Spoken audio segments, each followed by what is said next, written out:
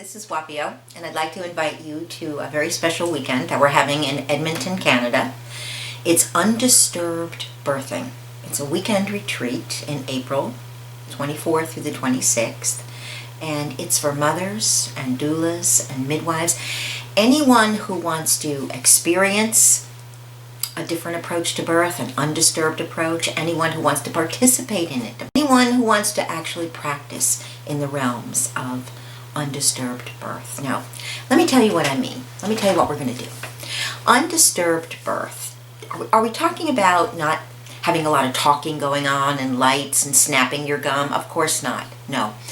Completely different. We're talking about the fact that nothing comes between a mother and her instinctual, intuitive response to her labor. What does this mean?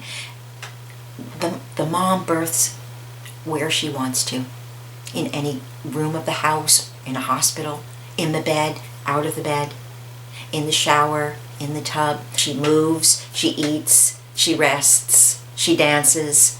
She moves with her labor. She doesn't push unless she initiates it. There's no coaching. Oftentimes the caregiver is not even in the field. Oftentimes a mother catches her baby, a mother, her partner, whomever she chooses. Of course, if she chooses her caregiver, that's her instinctive, intuitive response to birth. She picks up her baby when she's ready. She nurses when she's ready, and she births her placenta when and how she chooses. We're going to be talking about birth as an altered state of consciousness, and I believe that anyone who has experienced birth or participated in it would agree with me. So how do we get there? How do we articulate what we're talking about when we talk about an altered state of consciousness and birth? We're going to go into the endocrine system. Of course, we're going to discuss oxytocin, but we're going beyond oxytocin.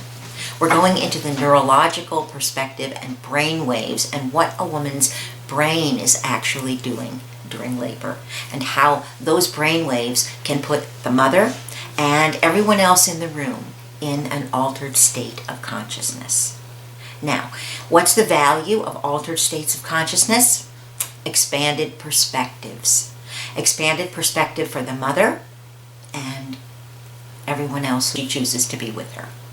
We'll also be talking about some very authentic and organic information about birth and our bodies. We will do conception and fertilization, and this is not your mother's sex ed class. This is all about our genetic potential as women and the ancestral sex. We're also going to be talking about birth. We'll talk about the cardinal movements of birth, how a baby actually physiologically navigates the pelvis. I think this is key information in the realms of birthing. Then, because we're looking at this whole new paradigm of undisturbed birthing, I felt that we needed to have a whole new language and a whole new way of articulating the journey of birth.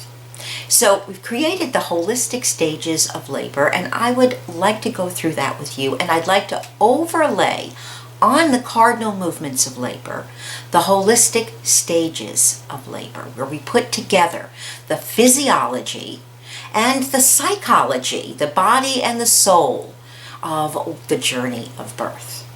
All right, we're also going to talk about the placenta, how the placenta actually is birthed. Yes, every woman gives birth twice, once to her baby and once to her placenta.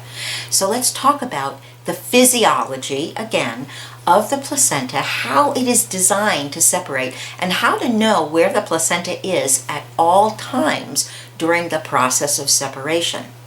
All right, we want to talk also about the immediate postpartum. I call this time in labor the return.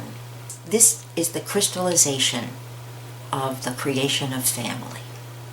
All right, so we're going to be talking about the physiology and the psychology, the body and the soul of birth. I hope you join us, Edmonton, Canada, April 24th through 26th. Thank you.